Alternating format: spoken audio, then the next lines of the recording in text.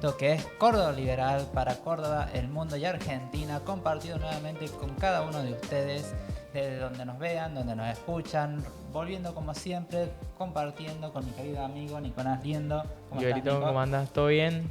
Un nuevo programa, el cuarto. Me ausenté el último, el tercero me ausenté, pero hoy volví, hoy ya hice presencia. De nuevo a Nico de las vacaciones de Brasil, saludando como siempre a nuestros queridos, productores, Juan Pablo y Marcelo, que están ahí siempre al pie del cañón.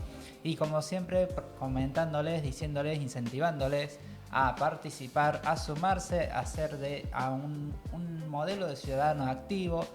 Y el día de hoy vamos a estar compartiendo porque tenemos varios invitados para el día de hoy. Y ya largamos con uno de nuestros invitados de la agrupación Jóvenes por Jóvenes, uno de los fundadores de la agrupación, Santiago Rentín. Ya estamos contigo, Santi, ¿cómo estás? Un gusto, chicos, gracias por invitarme. Muchas gracias, Santi, por venir. Te corrijo antes, Jóvenes por la Juventud se llama. Jóvenes por la Juventud. Por la Juventud. Muchas gracias. Muchas gracias por acompañarnos el día de hoy, Santi. Y bueno, el día de hoy más que nada queríamos conversar contigo un poco con respecto a la iniciativa, a este proyecto que tienen con jóvenes, que de distintos lugares que están participando y se están sumando en lo que es la formación. Y comentarnos qué es Jóvenes por la Juventud. Jóvenes por la Juventud es una organización política de jóvenes. Nosotros tenemos una ideología que es el juvenilismo, nos basamos con esa ideología, el juvenilismo es la ideología de la juventud. Bien, y comentarnos un poco, Maxi, Santi, con respecto a esto del juvenilismo, porque es un término que muy pocos, por lo menos es la primera vez que lo escucho. Yo también. Con respecto a lo que es el tema de la política. ¿Qué es lo que es el juvenilismo? Bueno, el juvenilismo, como te digo, es la ideología de la juventud, la ideología política de la juventud, que busca representar a todos los jóvenes y a los problemas de los jóvenes en el espectro político. Excelente. Con respecto a vos, Santi, comentanos más o menos, vos estás estudiando actualmente ciencias políticas, ¿cómo vives el tema de lo que es también? Han vivido el año 2025, ha sido un año bastante ajetreado políticamente, con muchas movidas de fichas. Y dentro de la agrupación, ¿cómo ven el panorama provincial, político, municipal, nacional? Bueno, el panorama lo vemos complicado, más allá de los partidos que haya. Es decir, Argentina se viene decepcionando hace varios años con distintos presidentes y el mayor problema acá es que no vemos a la juventud participando, no vemos a la juventud tomando decisiones. Es decir, y esto es grave, ¿por qué? Porque los jóvenes, históricamente, hemos sido subestimados por la política. Entonces, la subestimación política lleva a que políticos, a que la sociedad lleve a una cultura que nosotros le llamamos cultura cavernícola, donde el joven siempre queda relegado, donde siempre la opinión vale menos, donde no podés hacer cosas significativas si no tenés cierta edad. Eso es mentira. Es mentira porque te salen con el tema de la experiencia, te salen con el tema de los estudios. Chicos, eso no importa. A ellos no les importa. ¿Saben por qué? Yo tengo 21 años y estoy en el cuarto año. Este año arranco el cuarto año de ciencia política. Y me siguen diciendo siempre que subo videos a YouTube, siempre que subo videos a TikTok, que yo no opine. Que yo no opine porque chiquito bajate del pony, porque chiquito no te sabés ni atar los cordones y querés hablar de política. Es toda una excusa para que la juventud siga en este lapso de los problemas que tiene la juventud, de la crisis por la que está atravesando la juventud y que no podamos hacer nada al respecto. No se puede hacer nada al respecto. ¿Por qué? Porque si opinás es porque te dicen, no, vos tenés 16 años, ¿qué vas a saber? Tenés 18 años, ¿qué vas a saber? Y si te dejan opinar, tu participación no vale. Digámoslo así. No vale la participación ni en los centros de estudiantes secundarios, ni en los centros de estudiantes universitarios. Siempre está rebajado.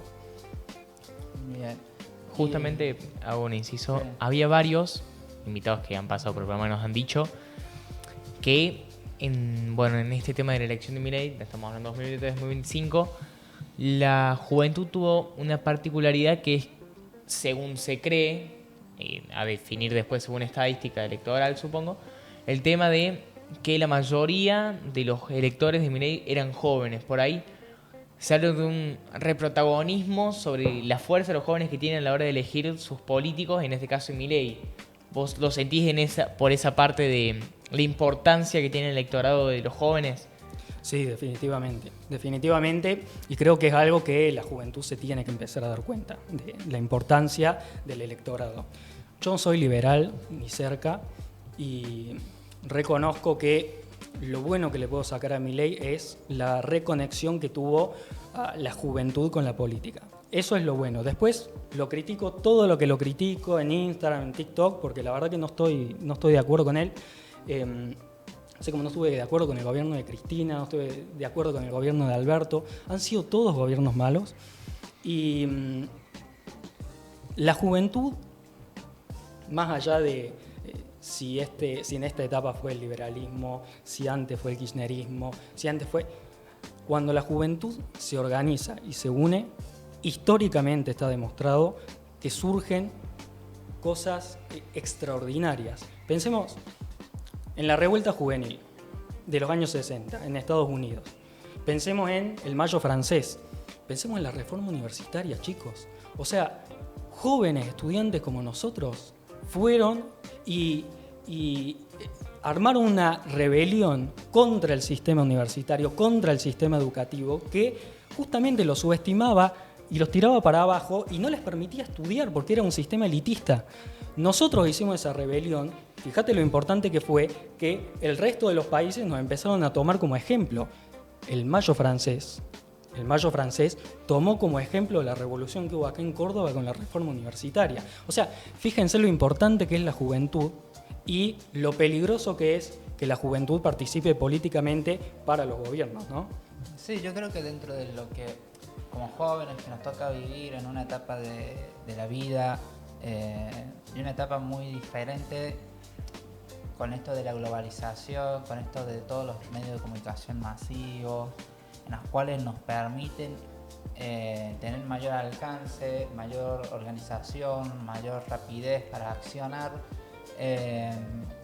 Llega un punto donde las estructuras viejas, creo yo, por ejemplo, veo partidos de antaño como el peronismo, partidos de antaño como el radicalismo, que mantienen una estructura en donde la juventud es un adorno, donde la juventud está para levantar, hacer marketing, sí. O sea, pero los que terminan entrando en las candidaturas terminan siendo siempre los referentes. Yo creo que dentro de lo que se empieza, donde creo que hay un quiebre con el tema de Milei, es en esto, o sea, en que la juventud empieza a tomar la iniciativa desde la política. Podemos discutir si hay influencers libertarios que son Termo Miller, si son Termo Cat, Termo de esto. Termo Stanley, Termo Contigo, distintas marcas, sí. Que son ollas Excel, pero... Totalmente. Yo creo que dentro de la juventud tiene que haber siempre un razonamiento lógico. No puedo sacrificarme yo por una persona que no está dispuesta tampoco a sacrificarse por mí. Es que la sociedad argentina está tan metida en la defensa rajatabla de los políticos, añado cavernícolas, que no tiene sentido. Son políticos que no nos conocen, no les importamos de nada, a la juventud no les interesamos nada. Uno habla mucho de el tema de la participación política de la juventud en el electorado de Milei y en la última elección. Pero chicos, nosotros fuimos con la organización, la parte que da formaciones y capacitaciones de la organización, fuimos a distintos colegios a dar capacitaciones de mi primer voto y no sabían que tenían que votar. Entonces, no sé si podemos hablar de que la juventud en su mayoría votó a Milei. No, eso no es así. No es así porque la mayoría de los jóvenes están desinteresados de la política. Yo les voy a decir por qué. La juventud hoy está atravesando la mayor crisis de su historia contemporánea. Lo digo de verdad. Lo dicen los datos de UNICEF, lo dicen los datos de la OCDE. Problemas de salud mental, problemas de depresión, problemas de ansiedad. El sistema educativo que es, lo dije el otro día en un video, es un museo, chicos, es una tumba el sistema educativo. Las apuestas online que la última vez que los políticos se pusieron de acuerdo en una ley que le afectaba a los jóvenes, le afectaba negativamente, porque le cagaron la vida, perdón por la palabra, le cagaron la vida a todos los jóvenes. O sea, ese es el tema de que la juventud siempre tiene que esperar a que venga una especie de salvador que no va a venir nunca, porque históricamente se nos ha subestimado y porque no nos permiten decidir. O sea, vos tenés el sistema educativo, por ejemplo. ¿Quién sufre el sistema educativo? ¿Quién lo sufre? El tipo que llamaron para ser ministro de Educación, no sé, en el año 1983, si te gusta, en el año 2003, ese que hace 30 años que no pisa un aula. No, chicos, no. La juventud es la que tiene que opinar de eso. Y lo digo sin miedo. Lo digo sin miedo porque hay mucha gente que agarra y te dice, pero ¿qué vas a saber vos? ¿Me entendés? Yo soy ciudadano, como son ciudadanos ustedes, y para hablar de política no hace falta tener un máster en ciencia política, que es lo que yo estoy estudiando, un máster en educación. Hay que hablar de los problemas nuestros. Pero si nosotros no nos unimos para empezar a hablar de nosotros, de lo que nos pasa a nosotros, si nosotros no nos metemos en política en clave juvenilista, hablando de nosotros, esto no va a cambiar nunca, chicos. Nunca. Claro, yo creo que tomando lo que decís, Santi, con respecto a la cuestión de la subestimación, es importante tener en cuenta de que desde la juventud se habla de que desde los 18 hasta los 30. O sea, antes tenemos la adolescencia. Y hay pocos jóvenes que yo creo que prefieren confiar más la decisión en el otro, dejarle la decisión en el otro, que tomar la responsabilidad de las acciones y decir, bueno, yo voy a tomar la iniciativa de participar. Porque el participar creo que entra en una decisión de decir, me hago cargo de lo que yo hago. Sí. O sea, me hago cargo del juego que yo juego. Entonces, yo conozco muchos jóvenes que, charlando así, o sea, por distintas cosas de la política, jugaron a una estrategia política, fracasaron, les fue mal, quedaron afuera, y uno por ahí, porque piensa de que, bueno, este político no me va a fallar. No, o sea, uno no tiene que confiar ciegamente en una persona, sino que tiene que siempre ser lógico, analítico, y no poner todo, o sea, porque somos humanos. La realidad es que somos humanos y el político te falla, y cuando te falla, uno se decepciona y bueno, y vuelve y se queda en su casa. Entonces, siguiendo en tu línea, la línea de lo que decía Santi, yo creo que también hay una parte de los jóvenes que no dimensionan lo que es votar y mucho menos dimensionan lo que es la política. Y cómo la política, indirectamente o directamente, delinea muchas veces la rutina o la vida de la mayoría de los jóvenes. Que eso también es un problema. Y también escuchaba en una entrevista donde se planteaba quién era el que seguía después de Milei como presidente. Uh-huh. Y se ponían a pensar en los de ahora, digamos, en políticos de ahora, como qué es eso, Pichetto, Villarruel, si puede volver Macri. Y hacía una intervención donde decía, no necesariamente tiene que ser de ahora, sino que capaz el que le sigue a Milei va a ser no del pasado, sino del futuro, de lo que venga, de los jóvenes.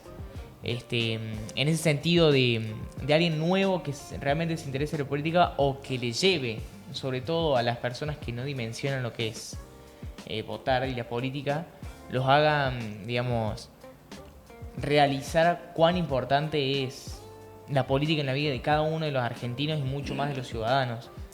¿Sabes qué es lo que falla acá? Que porque uno dice, por ejemplo, el sistema educativo anda mal, falla. No, chicos, no anda mal el sistema educativo. O sea, del sistema educativo vos salís igual que todos tus compañeros, igual que el resto, porque no es que el sistema educativo, como en otros países, tiene algo específico dentro de cada alumno donde salen potenciados con lo que son buenos haciendo. No, salen todos iguales y bueno, si te gusta la música, ponele, salís, vas a estudiar biología en el último año igual. O sea, esa es la lógica. Pero uno sale apolítico del sistema educativo. Yo tuve ciudadanía y política en sexto año, donde vimos la historia de la política. Y en segundo año tuve ciudadanía y participación. Te enseñan lo que es el voto, te enseñan lo que es... Pero el amor por la política, la posibilidad de la política, no se enseña. Los centros de estudiantes secundarios son, por así decirlo, es como si nos juntáramos nosotros tres y tenemos ganas, hagamos algo re loco, nos subimos al centro de estudiantes secundarios. Es una aventura entre amigos, básicamente. O sea, no te dejan tomar decisiones reales y si te pones a opinar de más, sos un pendejo irrespetuoso, sos un vago que no quiere estudiar. Chicos, eso es lo que nosotros estamos vislumbrando, ¿no? Como que la juventud no puede tomar decisiones en ningún lado, salvo en, no sé, si te pones a jugar al FIFA, vas a tomar decisiones vos solo. Claro, pero si es algo importante, algo que tiene que ver con nuestra educación, con nuestra salud mental, no, ahí no. ¿Y cuál es el problema de eso? Uno dice, bueno, los jóvenes no quieren ir a votar. Cuando nosotros fuimos a dar las capacitaciones, nos dimos cuenta de que no es que los jóvenes no querían ir a votar, no sabían ir a votar, no se sentían seguros, no opinan de política porque piensan que la política, se creyeron ese discurso que tiene la cultura cavernícola, la sociedad cavernícola, de que no pueden, es muy complejo para ellos. No es compleja para ellos. O sea, si yo hablo de que a mi escuela le faltan ventiladores, de que le falta pintura en las paredes, uno tiene que hablar de los problemas que tiene. Hablemos de salud mental. O sea, lo que está sufriendo la juventud, salud mental. Hay chicos que no tienen una identidad a los 18 años. No tienen una identidad y después esa identidad se rompe con otras cosas que la sociedad empieza a premiar un poco, ¿no? Esto de aparecen los famosos, ¿cómo se llama estos que te venden cursos? Así. Los Masivo Bro. Los Masivo Bro. Ponzi Bro. Yo te juro, veo esos pelotudos, perdón, pero no le puedo decir de otra forma, veo a esos pelotudos, le cagan la cabeza a la juventud, chicos. Entonces, ¿qué no vamos a poder opinar? No nos creamos ese discurso, por favor. Los jóvenes van a opinar de política cuando se los forme en política y cuando empecemos a hablar de los problemas que tenemos nosotros. Sí, o sea, ¿querés agregar? No, y de hecho, con el tema de lo que dijiste recién, de lo que son las apuestas, con un poco de educación financiera o de matemática financiera que se enseñe durante el secundario, ni siquiera durante la facultad, matemática financiera básica, te das cuenta de la improbabilidad que tienen lo que son las apuestas. Exactamente. De la poca chance que tiene uno de ganar apostando en un casino, apostando online o presencialmente, y tan solo con un pequeño cambio en lo que es un plan de estudio en la secundaria, mira todo el cambio generacional incluso que se puede hacer respecto a ese tema. No, aparte no solo eso, sino de que por ahí, o sea, yo he analizado alguna política que se han tomado que se le ha permitido atraer fondos que estaban bloqueados por justamente todo el tema de deslegitimidad, de lo que son... porque ahí hay muchas academias de supuestas de marketing, de trading, que sacan plata, le estafan gente del exterior y esa plata queda retenida porque no hay aplicaciones que te la puedan blanquear. Entonces no hay forma de blanqueo en ese momento. Pero con el blanqueo que se hizo, muchos, o sea, recuperaron esa plata.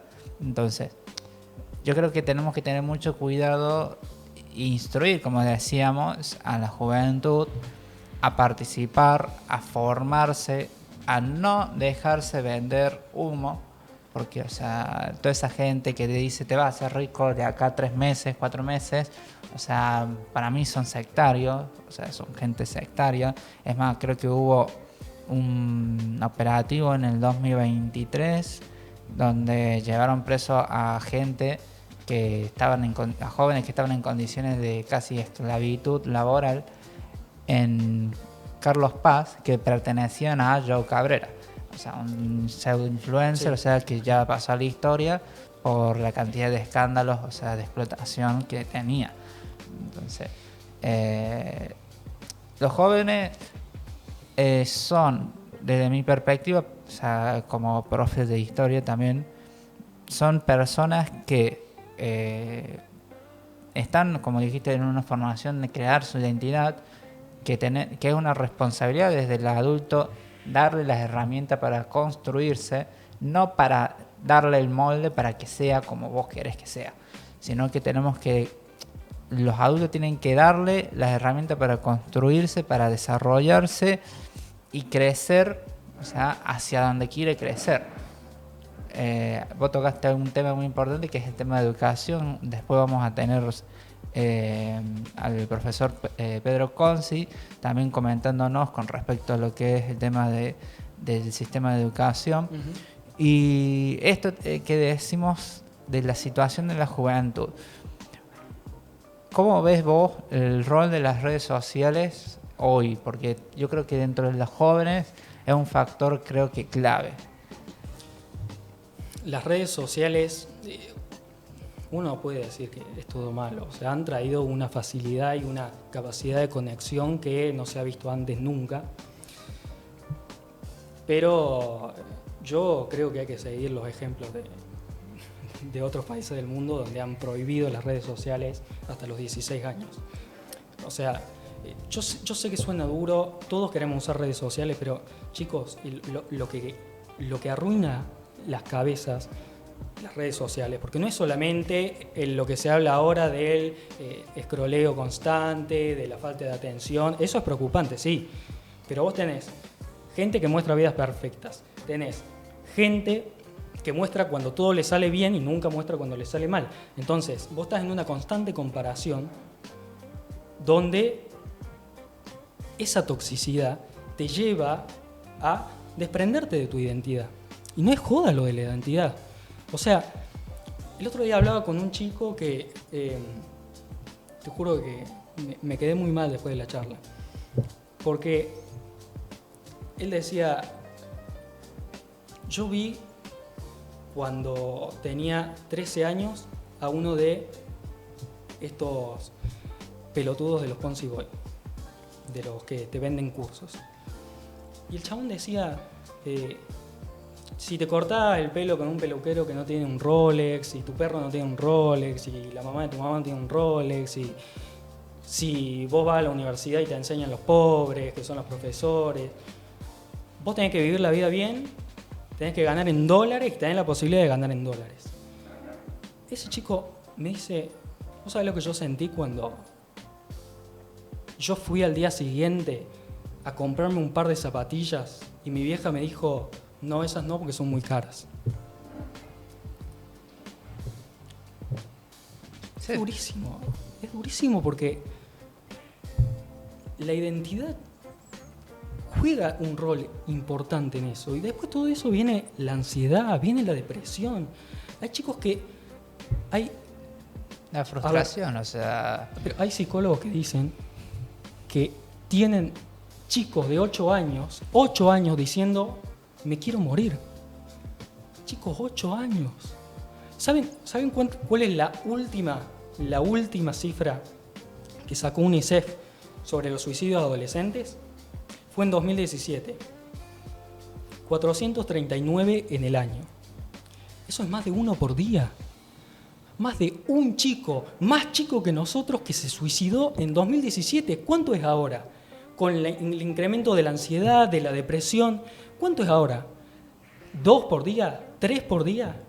3 se suicidan hoy, que estamos dando esta entrevista. 3 se suicidaron ayer, que yo estaba hablando con vos para venir. 3 se van a suicidar mañana. En una semana, ¿cuántos se van a suicidar? 21. en un mes 64 y a nadie le importa, chicos. A nadie le importa, lo único que le importa es a los jóvenes. Pero los jóvenes están perdidos y no saben expresarse y no saben hacerle frente a este sistema cavernícola donde hay una sociedad entera que nos dice que nosotros no servimos hasta que no tengamos determinada edad. Ese es el problema. Ese es el problema. Totalmente, yo creo que el tema de... Hay una generación que se quebró donde yo creo que desde la década de los 2000 que empeoró por esto de cómo el kirchnerismo utilizó, por ejemplo, el plan Conectar Igualdad. O sea, el plan Conectar Igualdad. El tirar una computadora como si fuesen los jóvenes, o sea, simios, que le tiras algo, o sea, para que te vayan y te voten.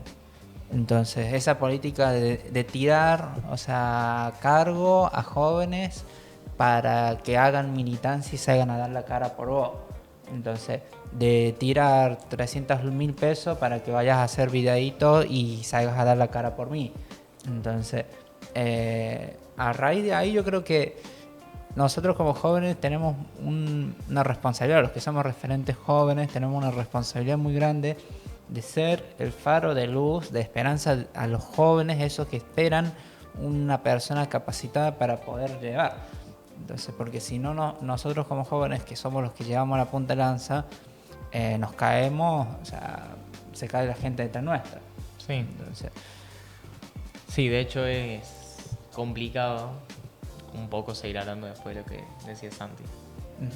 De mencionar cómo a veces, cómo de a poco y cómo es tan raro y feo el sentir que factores que le hacen tanto daño a uno, como es la ansiedad, la depresión y todo ese tipo de cosas, se han normalizado de a poco y sobre todo que sea costumbre por ahí llegar a ver personas que sufran de ese tipo de trastornos, por decirlo de alguna forma. y no solo también eso, sino también los embarazos adolescentes, o sea, lo que es, o sea, las familias prematuras,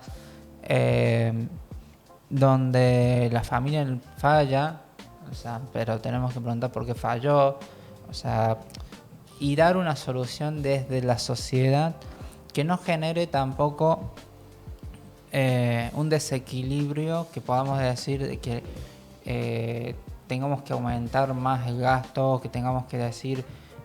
hay formas, yo creo que, de contención desde la educación, había gabinetes psicopedagogos, o sea, los gabinetes de psicólogos que estaban en la secundaria, que fueron eliminados con la reforma también de Menem, que eran fundamentales. Yo creo que eran como el consejero escolar, el equivalente a un consejero escolar de los Estados Unidos, como para que se den una idea, que eran justamente los que llevaban el trabajo de estar con 400 alumnos atendiéndolos a aquellos que necesitaban un oído para escuchar. Entonces, yo creo que tenemos que volver a eso, a construir gabinetes escolares, gabinetes psicopedagogos, o sea, donde permitan a los adolescentes, a los jóvenes sentirse acompañados, y a raíz de ahí, o sea, porque ¿cuánto te cuesta? O sea, pagarle un sueldo más a un docente más, o 2 sueldos más a 2, 3 docentes que se encarguen de 400 jóvenes para contenerlos. O sea, mira, en mi opinión, lo que cueste hay que ponerlo. Porque uno habla de el déficit fiscal, habla de la deuda, habla de las próximas generaciones. Yo te voy a decir algo duro. Si a vos se te suicida el 50% de los jóvenes, no hay próxima generación. no, totalmente. Entonces, yo creo que hay algo importante que es dos cosas a remarcar, ¿no? Lo primero que vienen diciendo ustedes, lo más importante que tenemos los jóvenes, nosotros, es la educación. La educación hay que valorarla hasta el máximo. No es lo mismo educación que sistema educativo. Sí, el sistema educativo es viejo, nos pone a competir de una mala forma, digamos, nos enseña cosas que después no nos van a servir y las cosas que nos van a servir no nos las enseña. no está hecho para nosotros, porque el sistema educativo este fue hecho para jóvenes de hace 100 años, ¿no? Con algunas reformitas, como diciendo, incorporamos tecnología. No, vos lo que tenés que cambiar es el sistema educativo. Pero sistema educativo no es lo mismo que educación. La educación hay que valorarla siempre. A las escuelas se las valora siempre. A los docentes hay que valorarlo siempre. Esa gente que se levanta todos los días para ir y dar clase creyendo que te está haciendo un bien como joven, cosa que es verdad. Esa gente hay que darle un abrazo y decirle gracias porque me estás mejorando la vida. Hoy, esa gente, primero que gana 2 pesos, ya lo sabemos. Y después que ahora están sumamente desprestigiados. Entonces, lo más importante que tenemos es la educación. ¿Cómo se la valora? Ya no alcanza con decir es importante. Hay que reformarla, pero nosotros tenemos que pujar para reformarla. No va a venir nadie, chicos, a reformar la educación. La reforma que plantea mi ley es una ideología, un capricho ideológico. No va a servir. Entonces, como conclusión de esto, si la juventud no empieza a unirse todos juntos, si no empezamos a hablar en clave juvenilista, si no empezamos a ser juvenilistas, acá no va a haber nadie que nos salve y eso ya está demostrado. Bien, yo creo que es muy claro, o sea, el mensaje. Tenemos una tarea muy importante como referentes jóvenes, o sea, de ser la punta de lanza para combatir esta generación cavernícola que de cierto punto ha infantilizado a la juventud, ha infantilizado, y tenemos que volver a tomar conciencia como jóvenes que hay que salir a la cancha. Y como siempre le decimos a todos los que nos ven, que participan, es importante que salga a participar en los centros vecinales, en los centros de estudiantes, que se comprometa, o sea, con su sociedad, porque la única forma de cambiar esta sociedad es participando y accionando.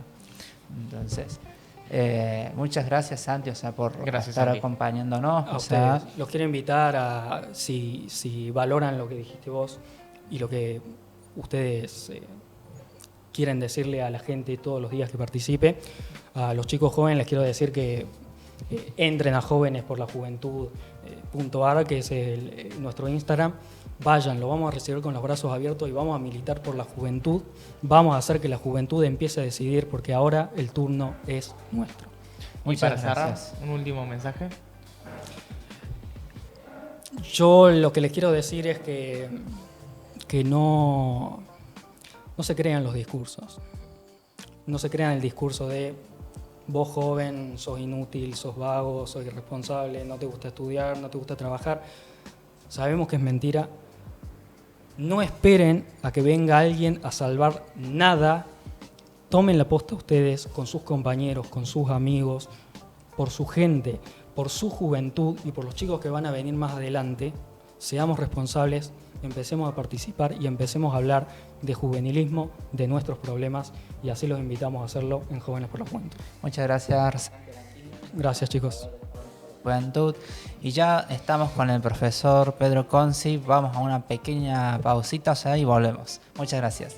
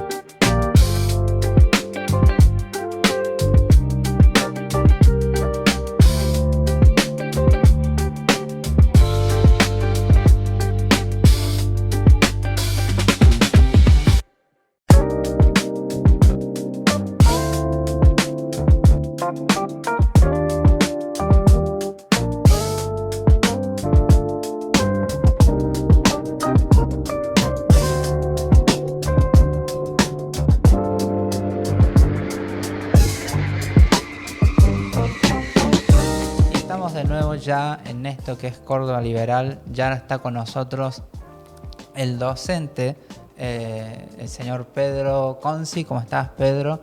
Entonces, acérquese, o sea. Hola, David, ¿todo bien? Muchas gracias por acompañarnos el día de hoy. Vamos a estar charlando un poco con respecto, justo que viene esto de la mano de que veníamos conversando con el fundador de Jóvenes por la Juventud, del tema de la docencia. Y comentarnos un poco, Pedro, con algunos de los que son problemáticos, o sea, en sí, del sistema. Yo creo que los que estudiamos, o sea, o tratamos con lo que es el nivel secundario, para los que saben que he estudiado también profesorado de historia, sabemos que es complicado tratar con adolescentes, que es complicado tratar con personas que están en una etapa de su vida donde están conociendo, o sea, conociéndose a sí mismos, y a la vez hay que enseñarles y bajarles un contenido, una currículum. Y desde tu experiencia personal, ¿cuál es tu perspectiva del sistema educativo? O sea, ¿cómo ves? Bueno, el sistema es algo bastante complejo, o sea, en Argentina y en general. Pero en Argentina tenemos el sistema federal, con la ley federal, el sistema provincial, con la ley provincial, que yo te hablo desde la educación secundaria, la escuela secundaria, que es donde yo me desempeño. Y yo soy docente en el área técnica, en el área de construcciones. Pero bueno, lo social, digamos, lo educativo está atravesado por todo lo social. O sea, es infinitamente complejo. Es decir, está lo político, lo económico, el contexto que trae cada chico de su familia, de su casa. Entonces uno ve en la escuela toda esa realidad, digamos así, ensamblada de alguna forma. Y claro, cuando se habla del sistema educativo se piensa en el docente, se piensa en la escuela. Pero en realidad hay que ver primero a la familia, porque de ahí nace todo. Entonces hay que ir a la raíz del asunto. Entonces, por ejemplo, si dice, che, el fracaso de los alumnos, el sistema educativo, bueno, pero veamos qué pasa con la familia. Vamos primero a la familia, que es de donde sale el chico. O sea, nosotros tenemos un problema que en el caso particular de la escuela mía, que no tiene primaria, los chicos cuando se incorporan en primer año a la secundaria, vienen de distintas escuelas. Es decir, que los chicos se ven por primera vez con sus compañeros en el primer año de la secundaria. A su vez vienen de distintos barrios y de distintas realidades socioeconómicas, digamos. Entonces vienen con, por ejemplo, algunos vienen con mucho déficit de la escuela primaria. O sea, se habla del problema de la matemática, de la lectoescritura, todo esto. Es verdad, pero el problema no está en la secundaria, está en la primaria. Si los chicos ya arrastran de la primaria este problema, y bueno, hay que ver, como vos decías bien al principio, todo el sistema educativo. O sea, la familia, la escuela primaria y después pasemos a la secundaria. La secundaria tiene una ley que ya no es tan nueva, tiene 20 años, cumple ahora, del 2006, la ley nacional que hace obligatoria la escuela secundaria en la Argentina. Esa fue una iniciativa del gobierno de los Kirchner. El tema de la obligatoriedad es complicado porque, ¿cómo decir? Se cruzan muchos objetivos. Por ejemplo, la ley establece la formación integral, que está muy bien, la preparación para la vida en comunidad, lo que llaman la formación ciudadana, que está muy bien, la preparación para que el chico pueda continuar sus estudios en niveles superiores, que eso está muy bien, y también prever una salida laboral, que en el caso nuestro, una escuela técnica, es un pilar muy importante. Entonces, ahí vamos a tener un combo de bastante complejidad. Entonces, las pretensiones de la ley son muy loables: elevar la calidad educativa, la accesibilidad, la inclusión, está todo muy lindo. Eso es muy difícil estar en desacuerdo. El problema es que la realidad está muy lejos de eso que los legisladores pretendieron hacer con un papel, con una ley en definitiva. ¿Por qué? Porque resulta que después tenemos que caer en lo que es la comunidad educativa, lo que es, digamos, el mundo pedagógico, donde te hablan de comunidad educativa, no ya de escuela. La escuela sí, los directivos, los docentes, los administrativos, todo eso, pero después la comunidad educativa involucra a los padres. Y cuando la escuela convoca una reunión de padres, Son pocos. son pocos. Entonces, ¿qué pasa? Culpar al docente o al sistema del fracaso escolar es un juicio muy parcial, porque los primeros educadores, hay que decirlo con todas las letras, son los padres. O sea, Claro. es la familia. El principal obligado a educar a su hijo son los padres, el padre y la madre. Entonces no puede ponerse el Estado en lugar de los padres. Hay que salvaguardar el derecho y la obligación de los padres de educar a sus hijos. Cuando el Estado se mete, como hizo con esta ley, que todo en principio parece muy lindo, pero después, si vos te planteas un objetivo importante, elevado, tenés que arbitrar los medios como Estado. No podés esperar que yo simplemente hago una ley y ahora que la gente cumpla y chao. No es así. Entonces, por ejemplo, si miramos 100 años atrás, la generación del 80, cuando puso la educación primaria obligatoria, 1884, arbitró medios. Y medio económico muy importante, hizo escuela por todo el país, si bien llevó un tiempo, no se hizo en un gobierno, fueron muchas administraciones, se pusieron muchos recursos. Aquel gobierno pretendió como que con una ley y con los mismos recursos que ya había para una minoría que iba a la escuela secundaria, digamos un 30%, Mágicamente todo apareció. de repente el 100% todo el mundo obligado a la escuela. Y eso sí, y pretendemos que sea una calidad al más alto nivel. A ver, muchacho, el que quiere celeste que le cueste. ¿Usted quiere buenos docentes, quieren buenos resultados? Poniendo tabalaganza, poniendo plata, recursos para el presupuesto educativo. Sobre todo la gestión pública, porque los privados siempre se han gestionado por su cuenta, con ley o sin ley. Es decir, una escuela secundaria privada cobró la cuota toda la vida y lo sigue haciendo más o menos igual que como lo hacía antes de la ley. La obligatoriedad no le cambia mucho porque una escuela que, por ejemplo, tiene capacidad, por decir, para 1000 alumnos, porque sea obligatorio no le van a entrar 1 millón de alumnos en la escuela. Van a seguir habiendo 1000 alumnos. Entonces no cambia nada. Y el Estado que se hace el guapo diciendo acá vamos a hacer todo el mundo, y bueno, y muchachos, ¿y la creación de escuela?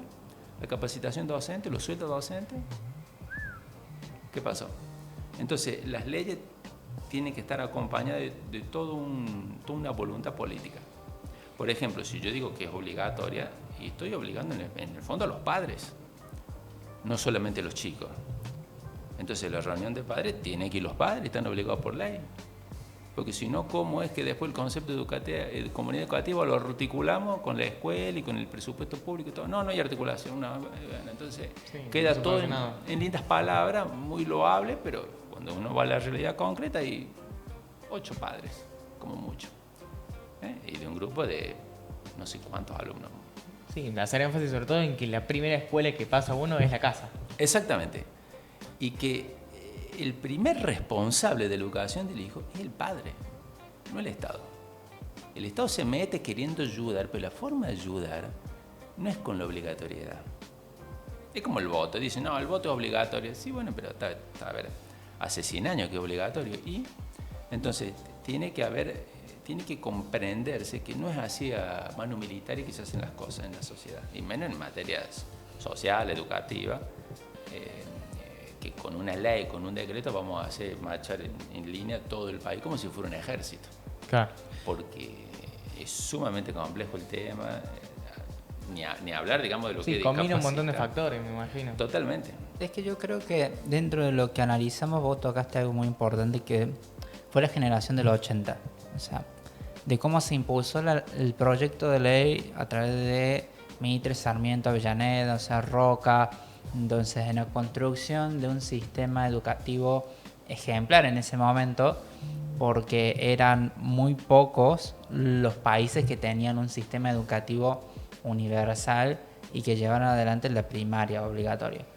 En ese caso, creo que la generación del 80 planificó muy bien lo que fue la construcción de escuelas a largo plazo, o sea, hubo una continuidad en sí de la creación del modelo educativo, pero en el proyecto de ley del 2006 yo creo que solo hubo un intento de demostrar que tenían ganas de estar a favor de la educación, pero no hubo no hubo una acción real, o sea, que mantuviera el modelo a largo plazo. Se cortó, creo yo. Y pasaron 20 años, ahora se cumplen 20 años, y bueno, y siempre el mismo tema recurrente, che, ¿qué pasa en las escuelas? ¿Qué pasa que los chicos no saben leer, no interpretan un texto?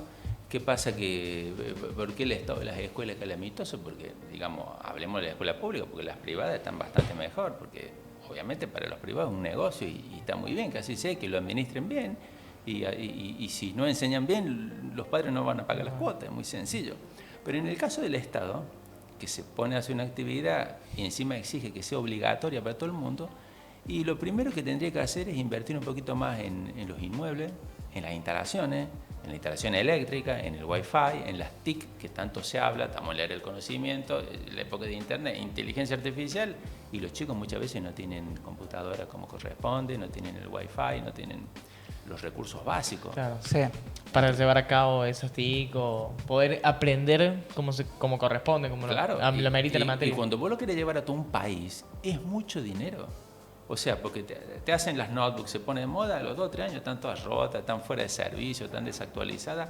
Hay que estar permanentemente invirtiendo. O sea, yo vengo a la técnica, del área técnica.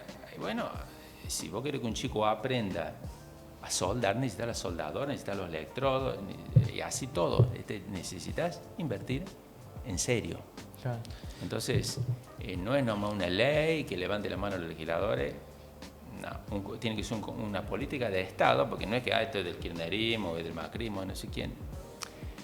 Un país no funciona así. O sea, una política de Estado debe ser a largo plazo y debe ser consensuada mínimamente por las principales fuerzas políticas y por la comunidad. Por ejemplo, yo pregunto, ¿a qué padre le preguntaron si quería que la secundaria fuera obligatoria en un país democrático? Dijeron legisladores, sí, que sea obligatoria para todo el mundo y chao. Bueno, pero ¿cuándo le consultaron a la gente? Digamos, o sea, es muy lindo poner esos objetivos y empezar a comparar si esto y lo otro, pero no deje de ser un autoengaño en última instancia. Yo pienso, o sea, que dentro de las cuestiones hablando de esto de la multicausalidad del fracaso de la educación, o cómo ha venido declinando la educación, pasa también por, o sea, la crisis existencial que sufre la familia. Porque si una familia, yo pienso así, está mal económicamente y eso repercute en la relación de la madre y el padre, o sea, esa relación se deteriora, esa relación se refugia en otra persona y a raíz de ahí termina afectando la paz familiar, y que eso también te lleva a decir que el chico te diga cómo voy a pensar en las fracciones o en trigonometría cuando en mi casa se están, o sea, tirando los platos. Correcto, sí, sí, sí. Se nota, es evidente cómo el chico traslada los conflictos, las dificultades que tiene en su casa al aula. Evidente que cuando un chico tiene problemas familiares, uno sí, como docente, sin conocer mucho la vida personal de los chicos, se da cuenta que el chico está disperso, que no rinde, que está en otra, evidentemente arrastra problemas. Es decir, como decía al principio, vienen con un inicio ya de arranque, desde el primer año, ya desde la casa, vienen con distintas escuelas primarias, con distintas familias, con distintos niveles socioeconómicos, culturales, etc. Entonces, si agregamos como condimento la crisis general, crisis eterna del país, digamos que parece que, porque una crisis por definición es algo de breve duración. Sí. Entonces tiene que durar una crisis 1 mes, 3 meses. No, acá tenemos la crisis permanente, digamos, eterna, décadas. Entonces, claro, eso evidentemente afecta mucho. Entonces, decirle al padre, mire, venga a la reunión de padres porque queremos ver qué pasa, y que vaya ella y ella que vaya él, y empezamos así. A construir de a poco. La destrucción de la familia, que lamentablemente se ha operado en la Argentina estas últimas décadas, repercute con mucha fuerza en el sistema educativo. Entonces, cuando analicemos las causas del fracaso escolar o del bajo rendimiento, no hay que ver solamente la escuela, hay que ver primero que nada la familia, hay que poner foco ahí donde realmente está el origen de los problemas. Obviamente la familia está en un contexto, en una ciudad, en una economía, en una región, una provincia, etcétera, con mil circunstancias, digamos, ¿no? No se trata de ponerse en jueces, sino de a poder analizar cuáles son las causas negativas que están operando, digamos, en perjuicio de los chicos y del futuro del país, porque en última instancia la educación, que es una tarea muy noble,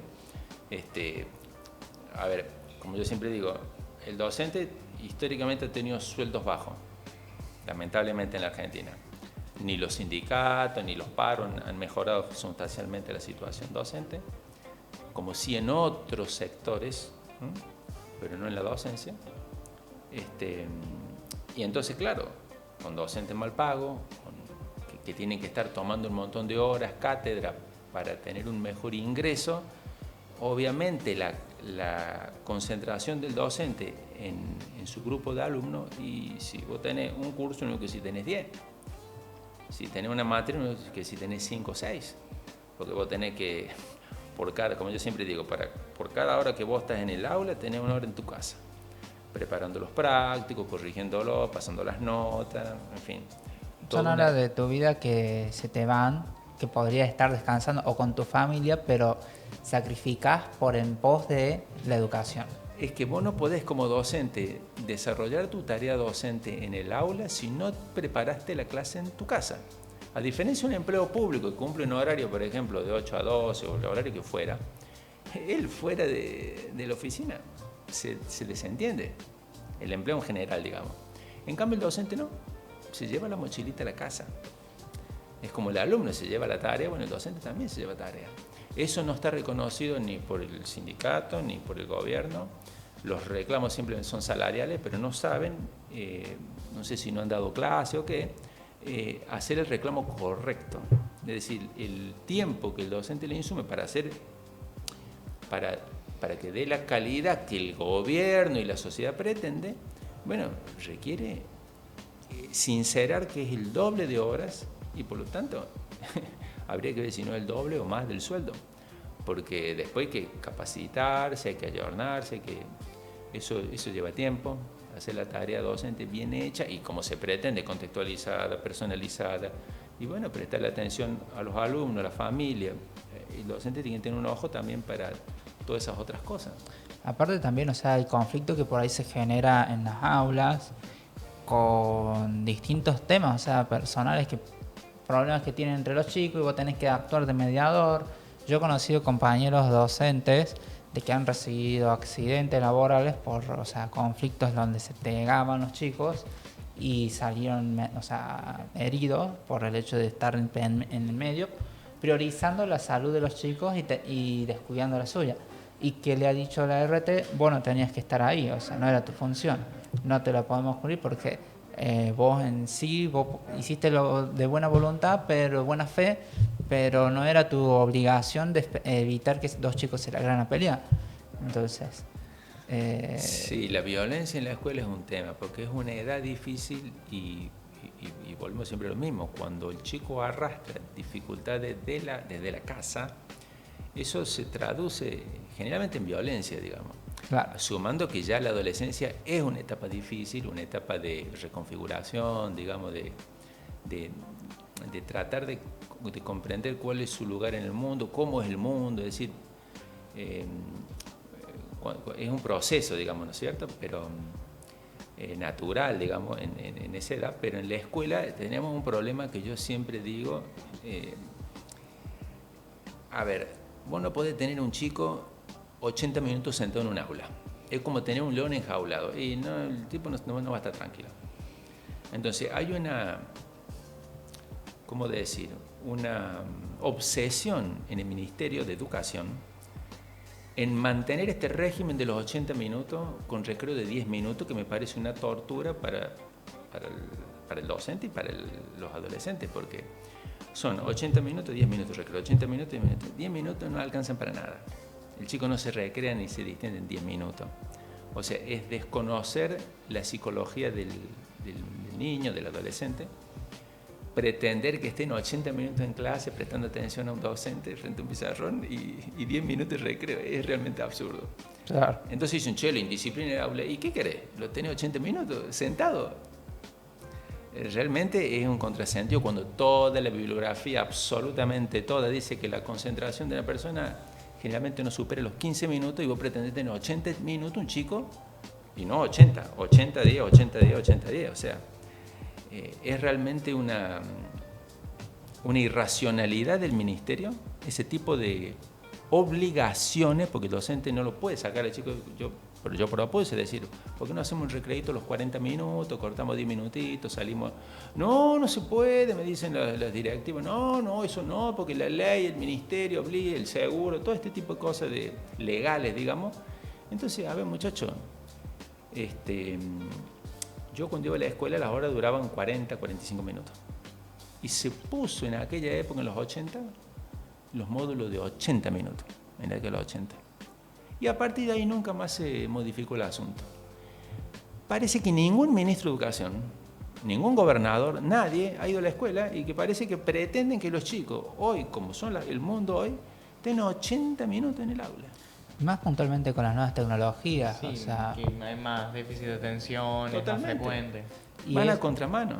Y eso me lleva a la siguiente pregunta, con respecto a la currículum que te hacen bajar, o lo que se pretende que el alumno te dicen, estos son los temas. Hay que bajar estos temas, hacer estos temas y que tienen que estar aprobados estos temas. Bueno, eso es un poco relativo porque el docente tiene bastante libertad para armar el programa. O sea, hay una currícula oficial para cada materia donde vos tenés una resolución que te dice, bueno, por ejemplo, física, tenés toda una serie de temas. Pero el docente tiene la discrecionalidad de, a su juicio, de acuerdo al diagnóstico del curso y demás, y a los objetivos que él se propone como docente, acomodar la currícula. Es decir, bueno, yo voy a dar este año 3 unidades, o 5, o 7, o una, qué sé yo, y voy a incluir tal o cual tema, y lo voy a dar de tal o cual manera.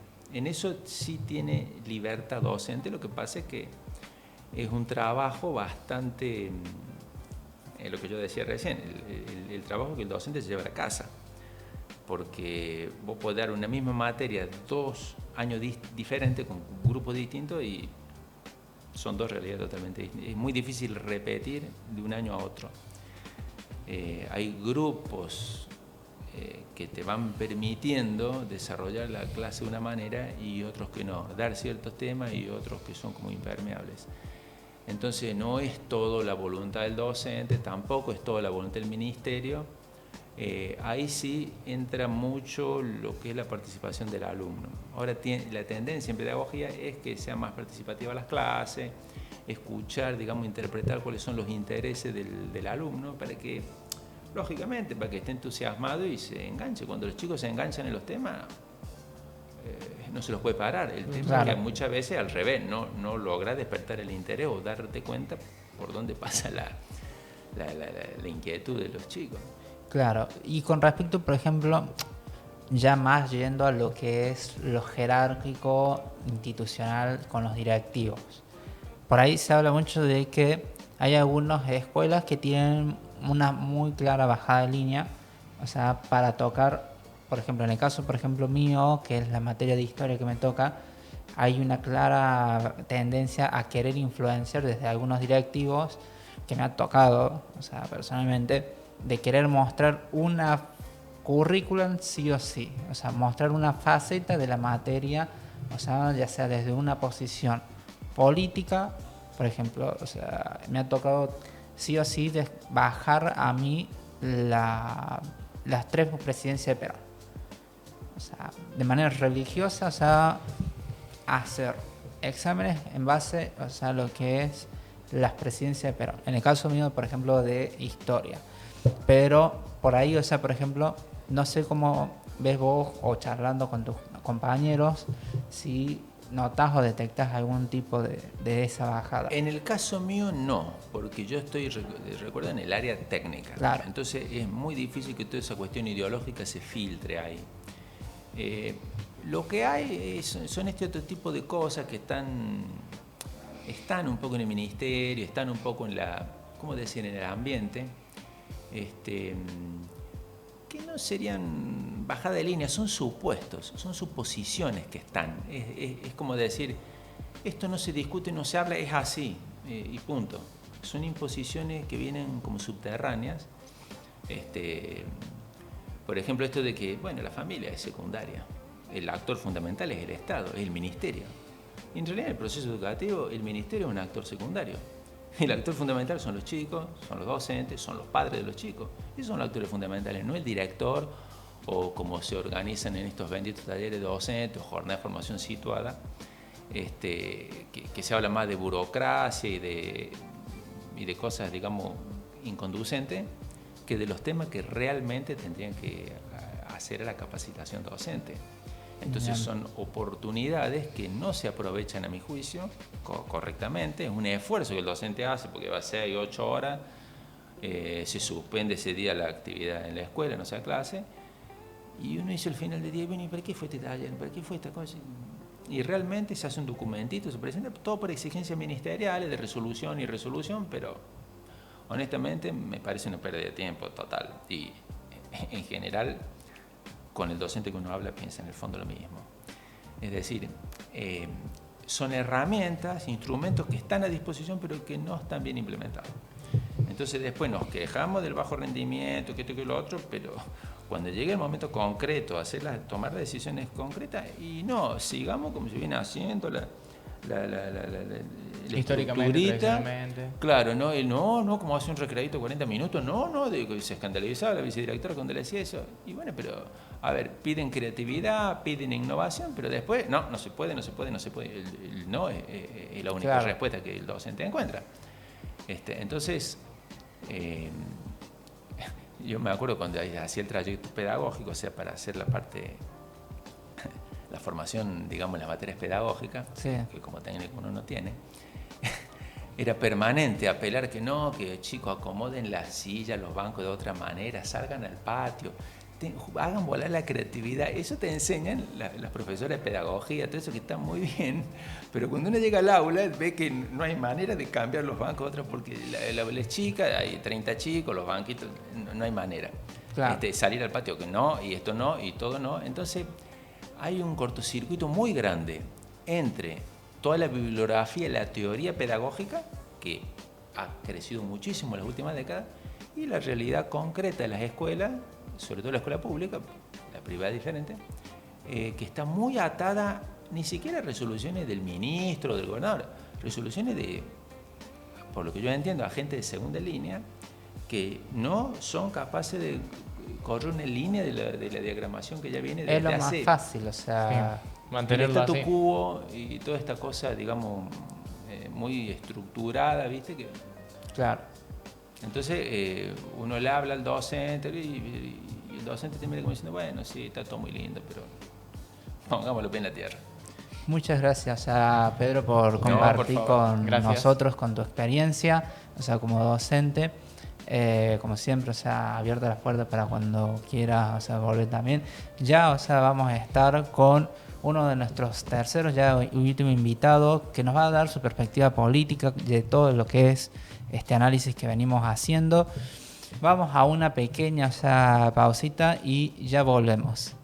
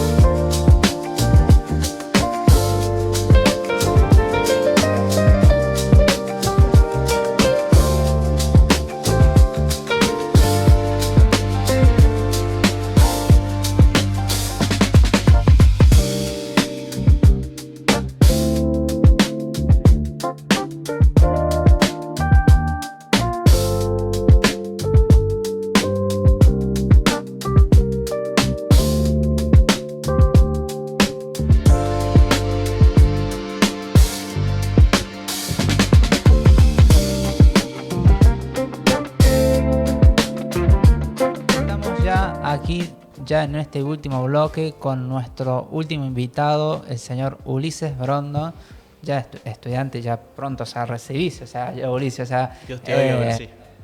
Un gusto. estudiante ya de la licenciatura en Ciencias Políticas de la Universidad Católica. Y bueno, vamos a charlar un poquito, Ulises, con respecto a la materia, el alma mater tuyo de las Ciencias Políticas. Hemos estado conversando con distintos factores, desde la juventud, desde la docencia, y vamos a ver, queremos saber un poco más desde las ciencias políticas, porque muchas veces se habla de la política, de cómo se debate mucho en la calle qué es lo que es la política, pero desde tu perspectiva, ¿la política qué es? Bueno, muchas gracias por la invitación, antes que nada. Por favor. La política es mucho más distinto de lo que vendría a ser el estudio de la política, que es la ciencia política, porque es un enfoque interdisciplinario en donde vos tenés la toma de decisiones, quién ostenta el poder, la autoridad en sí, el líder, las instituciones, las políticas públicas, que todo eso lo engloba la ciencia política. Pero lo que es la política lo palpitas desde que sales a la calle o de que estás en tu casa. Es una forma de vivir la política, que la vas cambiando o no de acuerdo a cómo son tus valores, tus principios y cómo vas aprendiendo vos en base a tus estudios, en base a tus experiencias, la manera de ver la vida y la sociedad en sí en la que estás englobado vos. Claro, en sí, o sea, yo pienso de que la política es porque mucho se habla de los que estamos y hacemos política, o que todo es político, o sea, o hay una frase que dice lo personal es político, la vida es política, porque cada decisión cada decisión que nosotros tomamos termina influenciando en la vida del otro. Claro. Entonces, Sí, termina siendo parte clave de las decisiones o los pensamientos, las percepciones de cada persona. claro, y en esto de la influencia sobre la vida del otro, yo creo que tenemos que tener conciencia de que hay matices de decisión. O sea, desde la perspectiva tuya sobre las corrientes de la política, cómo influye la política dentro del poder real. O sea, yo creo que hay muchas corrientes en las cuales se discute lo ético, lo correcto, la utilidad. Discutiendo esto, ¿qué pensás vos de las distintas corrientes de la política? Depende a qué denominemos corriente y depende qué tipos de corrientes son. Si vamos a lo clásico, que sería derecha, izquierda, o socialismo, comunismo, llevado al centro, liberalismo, conservadurismo, fascismo, si lo podemos llevar a eso. Todas obviamente tienen algo en común, que ven obviamente con muchos buenos ojos o con muy mal ojo, como lo sería en el caso del liberalismo, al Estado, porque el Estado es como que lo único que tiene en común es que se debe ejercer. Ahora, ¿cómo se administra? Todas tienen una forma distinta de verlo. Otros creen de que puede ser un Estado elefantiásico, un Estado presente en determinadas áreas o en todas las áreas, o un Estado mínimo, chico, o un Estado inexistente, que sería el anarquismo, que es como que una corriente que no tiene nada que ver con ninguna de todas las otras, digamos, porque no hay una autoridad, no hay nadie que ejerce el poder, y bueno, es una sociedad construida por grupos, digamos, y que esos grupos son los que manejan la sociedad, retomándome a Bakunin, a todos autores anarquistas, digamos. Pero esas corrientes tienen valores muy distintos en base a cómo se construye la sociedad, la forma de ver al hombre, la forma de ver al poder, la forma de ver un líder, y bueno, y podés sentirte identificado, ¿no?, con determinadas corrientes, y a partir de ahí construir un debate muy fructífero, que creo yo no se debe construir con violencia, y menos desestimándolo al otro, digamos. Claro, o sea, yo creo que dentro de lo que ha mutado la política, hablábamos recién con el docente Pedro Conci de la generación de los 80. O sea, la política de la generación de los 80, donde se hablaba desde un punto, de un nivel de debate altísimo, porque uno lee los discursos, o sea, que había en ese momento, sí, en el Congreso, o sea, donde, estimadísimo señor, yo considero que tal cuestión, al debate de hoy.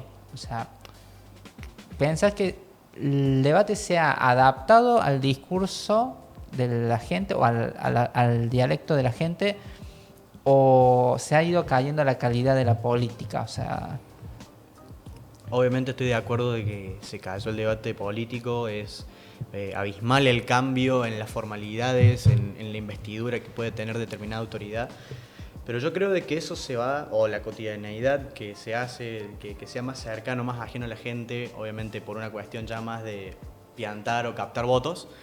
Las redes sociales son un factor fundamental, porque a partir de ahí uno como político, o uno como estudiante, o como en lo que te desempeñes vos en la vida toda, vas acarreando formas, ¿no? Y ya la institucionalidad que tiene determinado reglamento, determinado estatuto, determinado protocolo, pasa a un segundo plano. Entonces yo creo de que por ahí está el debate, que va más del lado pasional, más del lado emocional, y tiene alguna que otra connotación teórica, con carga teórica, que lo podés llevar después a la realidad, pero que eso pasa a un segundo plano, porque al final de cuentas lo que se debate es: yo estoy a favor de, yo estoy en contra de, y te lo refriego en la cara y nada más. No se sacan prácticamente argumentos válidos que podás decir con datos, mira, esto es efectivo o esto no es efectivo. Claro. Con respecto, por ejemplo, a la practicidad, o sea, o qué tan cercano está la política hoy en Argentina a la sociedad. Debatíamos, por ejemplo, en el bloque anterior, o sea, por ahí la creación de leyes que son, o sea, muy lindas en lo jurídico, porque están creadas por abogados, pero en lo logístico es inviable, por ejemplo, ponerlo en práctica.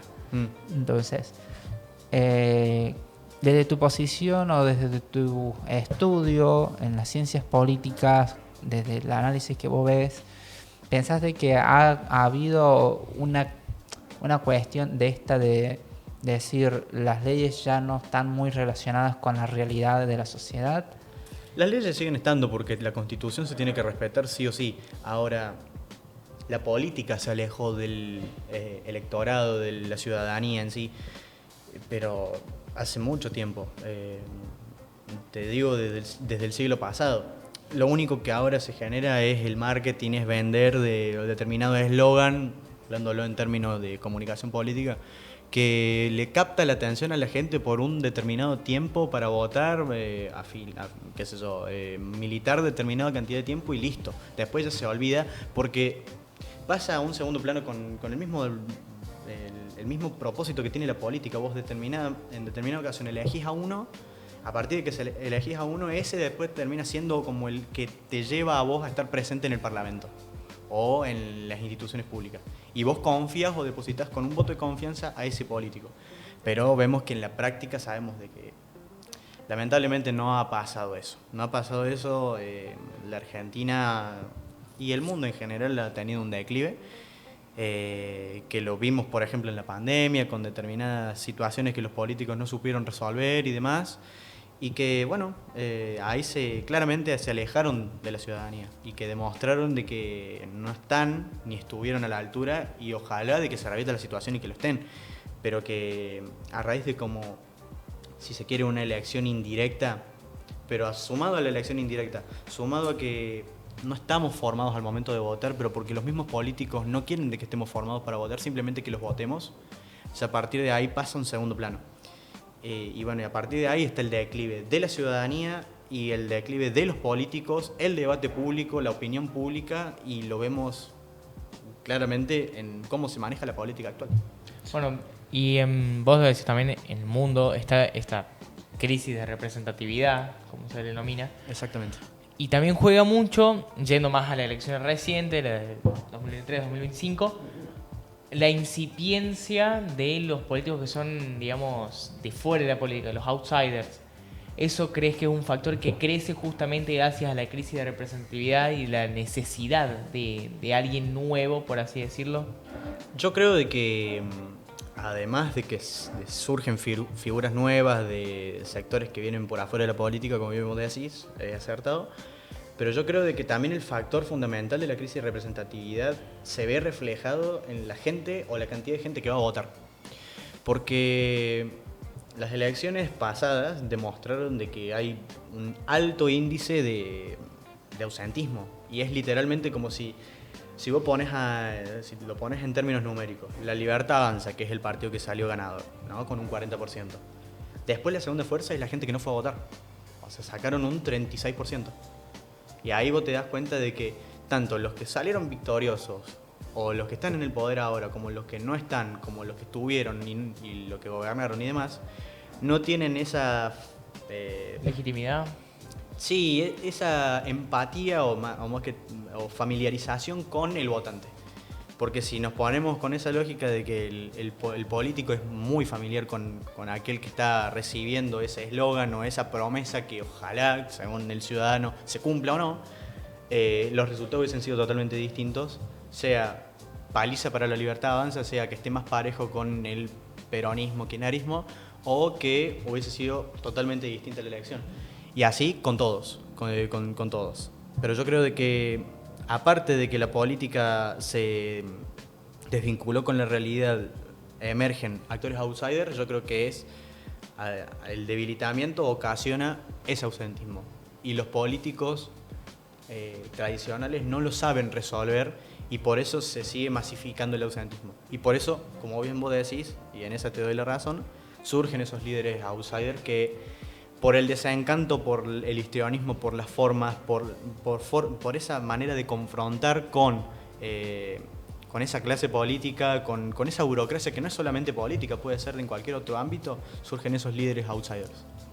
Yo creo que dentro de la cuestión de la creación de líderes outsider está también el fallo del sistema en sí, o sea, la caída de la decadencia de un sistema burocrático, como decíamos, en la cual lo charlábamos hace un rato, o sea, responsabiliza pura y exclusivamente a los docentes y no ve el hecho de que hay una multiplicidad de cuestiones que afectan a la caída de la calidad educativa. La calidad educativa lleva a la caída del pensamiento crítico. La caída del pensamiento crítico te lleva al ausentismo, al no querer, o sea, involucrarse dentro de la política porque lo ve algo tan, o sea, aburrido, complejo, que para qué si son todos chorros y para qué, o sea, yo pienso, o sea, de que esa cuestión de esos últimos, yo creo que 30 años, o sea, 30 años que diría desde la década de Menem, por los escándalos de corrupción, yo creo que la corrupción ha afectado mucho también la imagen de cómo ve la gente la política. O sea, Totalmente. Yo creo que yo escuchaba atentamente lo que decía el que me precedió, pero yo creo de que para mí es como un detalle menor, si se quiere, el docente en general, porque él no tiene la culpa de la situación que vienen pasando los docentes. Yo creo de que, sobre todo los cordobeses, ¿no? La educación la maneja el gobierno. Y no es que solamente está el ministro sino que atrás de eso y de arriba de él está el gobernador, en este caso, o el presidente, si lo llevamos a un plano nacional. Y a raíz de ese debilitamiento que viene ya desde, bueno, de tiempos inmemoriales con las cargas horarias, con los planes de estudio, que se pueden ir modificando, ¿no? Pero los que lo manejan son los políticos, a esa burocracia que bien vos decís. Entonces, si está mal manejada la administración pública, si está, digámoslo de una forma que se entienda, verticalmente y no horizontalmente, donde haya una comunicación entre los que manejan la administración pública con los que son los que van a ser empleadores después, porque son empleados al final de cuentas, los maestros y empleadores los que manejan la administración pública en términos de negocio. Pero tiene que haber ese diálogo constante, esos reclamos tienen que ser atendidos y demás cuestiones que, bueno, no lo vemos ahora y a partir de ahí se generan esta problemática, por ejemplo, en Córdoba, de los salarios bajos, de las constantes manifestaciones de los sindicatos, de niños que vemos de que tienen déficit de atención, de comprensión, de después bajo rendimiento en determinados exámenes. Yo creo de que ahí también es una de las tantas falencias que tienen los políticos actuales y desde hace muchísimo tiempo que no saben responder y siguen sin responder a esas demandas que, bueno, vemos que las encuestas, por ejemplo, se los muestran y que, bueno, por ejemplo, los políticos seguían todo el tiempo por las encuestas y no solo que seguían, sino que las pagan para que tengan una buena imagen y a partir de ahí se la crean y se dejen estar con todas las políticas que vienen llevando a cabo. con respecto, por ejemplo, a la formación, porque uno también analiza, o sea, lo que es la construcción de gabinetes, muchos de los ministros de educación que han pasado, o por ejemplo, o sea, ministros en general, no han sido especializados en su área, o sea, han cubierto cargos, por ejemplo, hablando del tema de educación, personas que eran ingenieros o abogados, o sea, que no tenían la más pálida idea de cómo se rige el sistema educativo. O sea, desde las ciencias políticas, o sea, ¿es un error muy de novato, o sea, no poner gente idónea, o es normal poner lealtades? A ver, nosotros desde un enfoque más politológico creemos de que con el paso del tiempo hemos visto las distintas formas que puede llegar a tener un líder político, ¿no?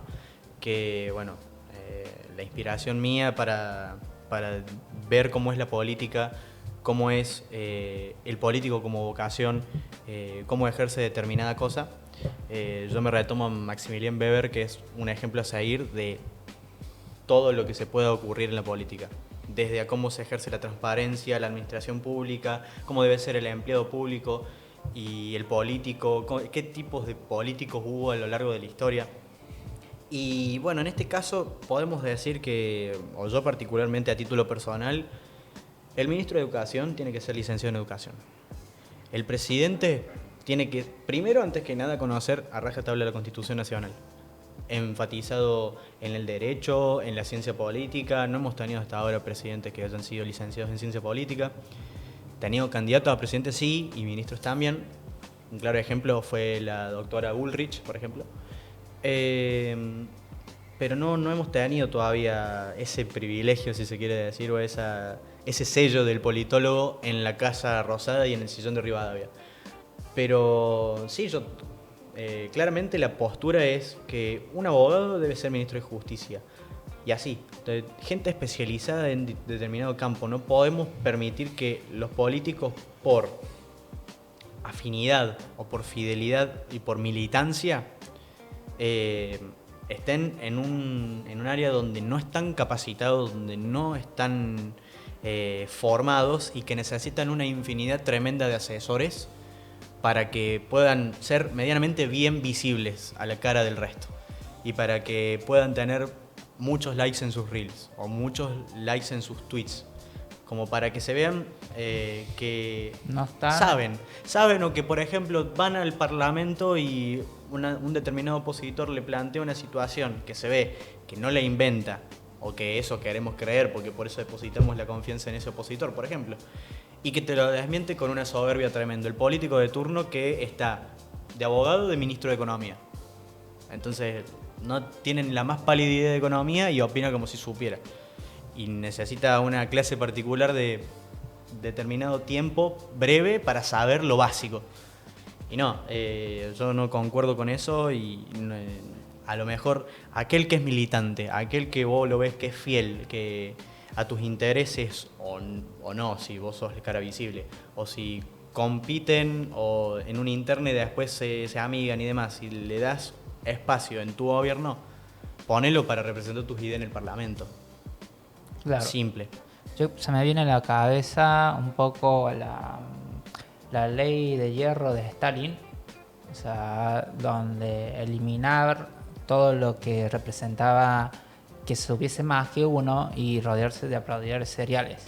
O sea, creo que por ahí muchas veces los políticos argentinos terminan cayendo en esa ley de hierro de lealtad ciega y que yo sé más porque yo soy jefe. Autoritarismo. O sea, exactamente. Sí, puro y duro.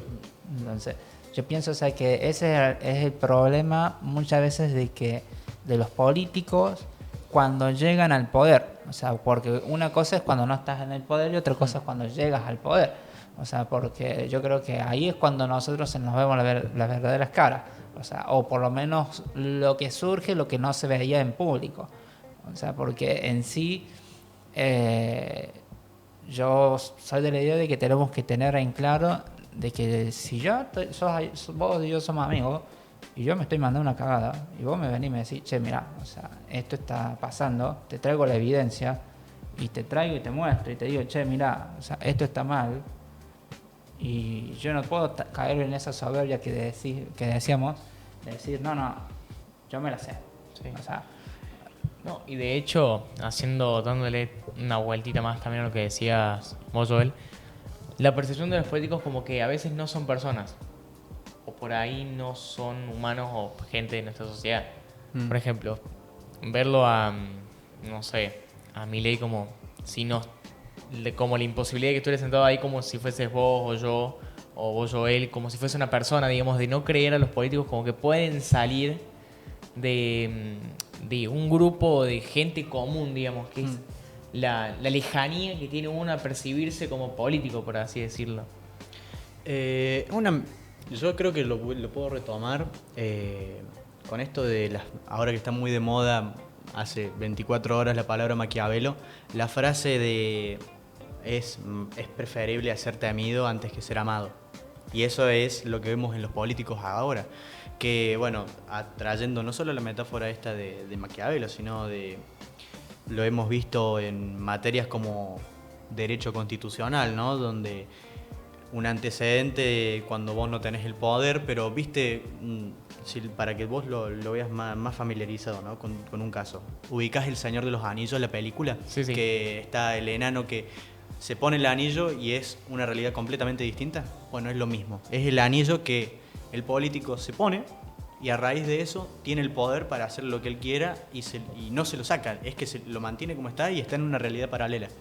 Entonces, ante esa realidad que no queremos que suceda, y como bien vos decías de que necesitamos idóneos que nos digan o nos encomienden lo que estamos haciendo bien, y que, bueno, nos digan, che, este es el camino, no aplaudidores seriales porque si no seríamos autoritarios, y que nos digan, por acá no es, encarrilarlo de otra manera.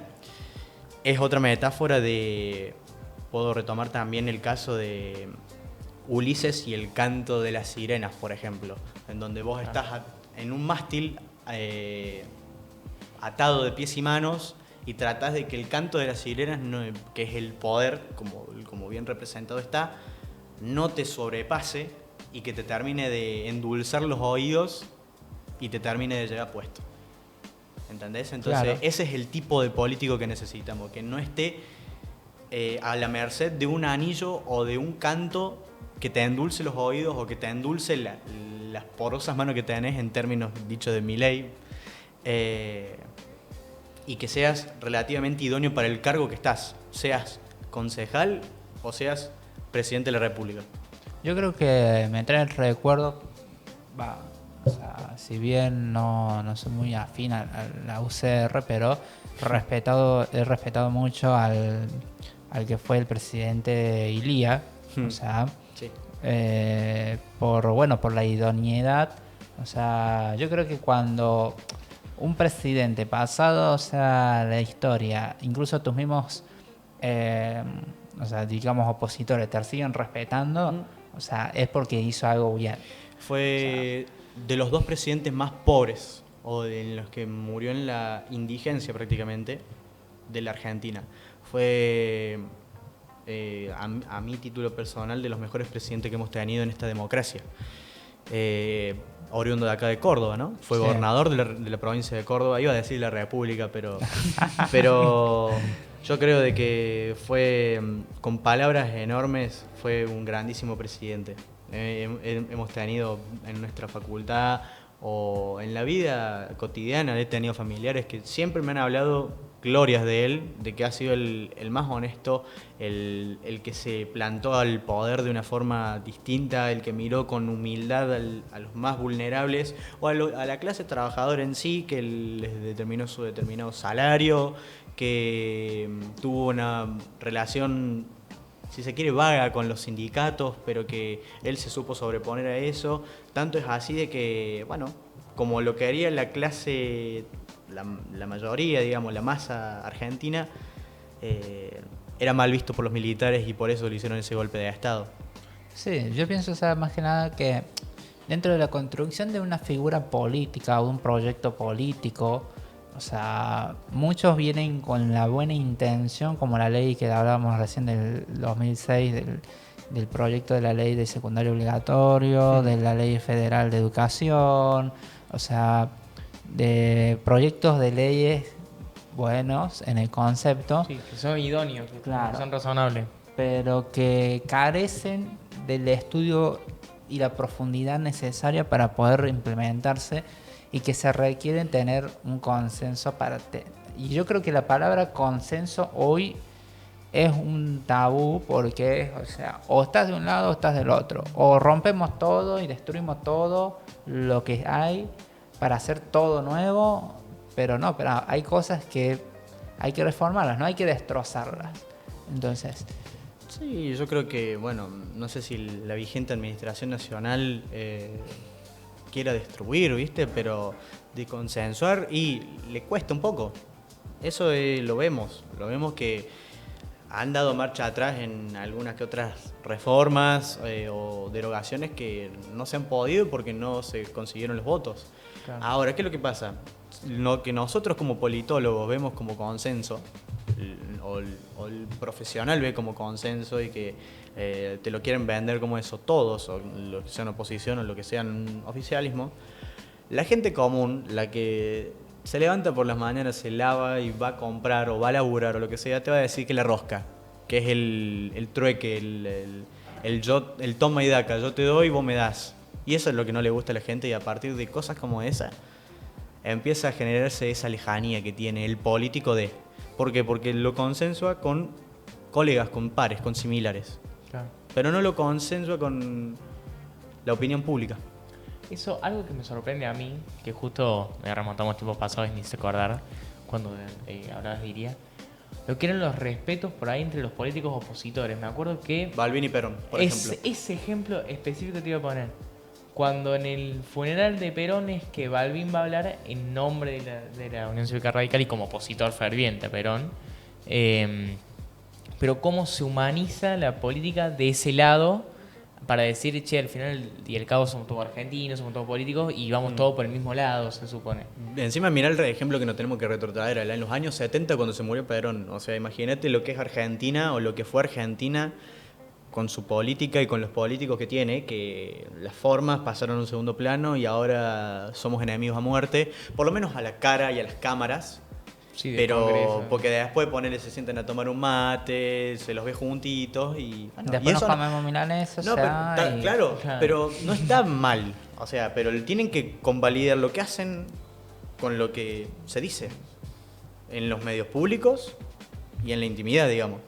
Ahora, un ejemplo vecino, la política chilena o la política uruguaya, claramente. Son dos ejemplos que lo tenemos al lado, Sí. pero que son ejemplos a seguir porque, qué sé yo, funeral de tal, funeral de Pepe Mujica, funeral de Tabaré Vázquez, presidentes de izquierdas de allá de Uruguay. Estuvieron los presidentes de derecha, Lacalle Pou, Herrera y demás. Gente que, y bueno, del Partido Colorado también, son los tres partidos más famosos que captan más votos y demás en la Uruguay. República al lado. Y bueno, lo mismo con los chilenos, o sea, tienen ese respeto. ¿Me entendés? Entonces, no pasamos a cagarnos a trompadas Sí. o a amenazarnos o a seguro ley Habana, como te dice el jefe de bloque del kirchnerismo a Menem, que es de otro del oficialismo. Y eso se normaliza y todos nosotros, como nosotros somos ajenos a la política, vemos que está bien, pero no es por ese camino. Si Claro. queremos más profesionales en la política, si queremos que los mismos ciudadanos se familiaricen con la política, es esa anomia, esa anomalía que hay. ¿Y cómo lo compararías vos, con, aparte, excluyendo esta parte, qué es la mayor diferencia que tiene la política argentina con por ahí la chilena o la uruguaya o algún otro tipo de política modelo? Yo creo de que a raíz de que, bueno, primero la diferencia poblacional es muy distinta. Agrupamos de todas las regiones habidas y por haber, desde el norte hasta el sur, y el manejo que tienen los gobernadores, por ejemplo, de las provincias es muy distinto a la administración nacional. Hubo obviamente casos en donde gobernador, determinada línea, presidente de la misma línea, y lo hemos tenido Cristina, por ejemplo, que ha tenido casi todos los gobernadores afines a ella, pero se manejó de una forma en donde se ha ganado con amplia mayoría. Pero era un falso respeto porque esa forma de buscar captar la atención, de buscar con un rótulo, con una marca que le familiarice al votante, ese votante se siente afín y lo llevan a la práctica, no solo aquellos que lo votan y pasan después a vivir su vida de vuelta, porque es un acto de estar menos de 3 minutos en una urna y listo, y los políticos lo mantienen como una forma de vida. Y lo venimos viendo de, qué sé yo, por ejemplo, la aparición de Menem. La aparición de Menem fue un caso de histrionismo nunca antes visto en la Argentina.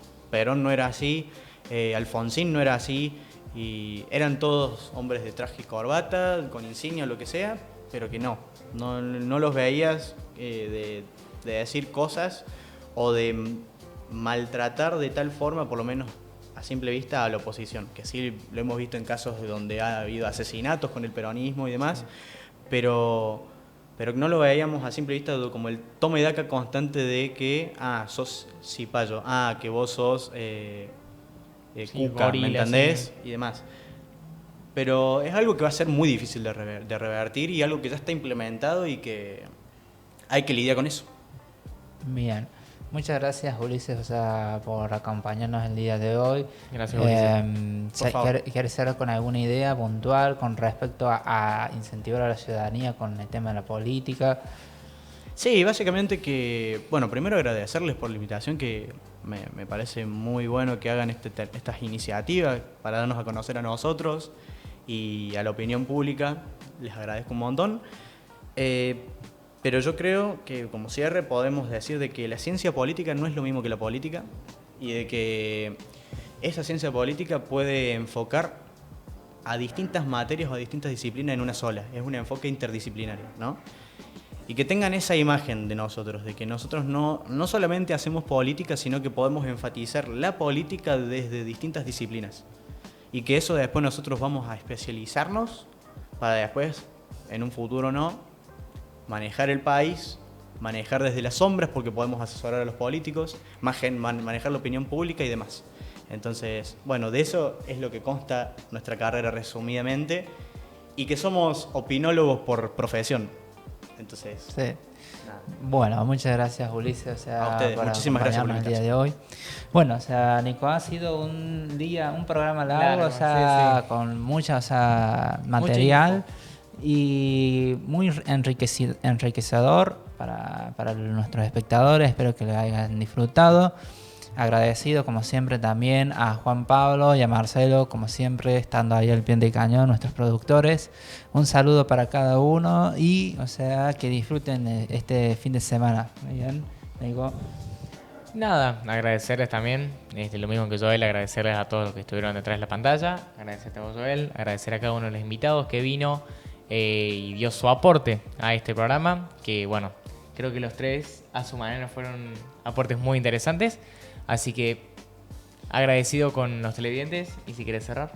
Muchísimas gracias, o sea, y nos estaremos viendo en otro capítulo de Córdoba Liberal.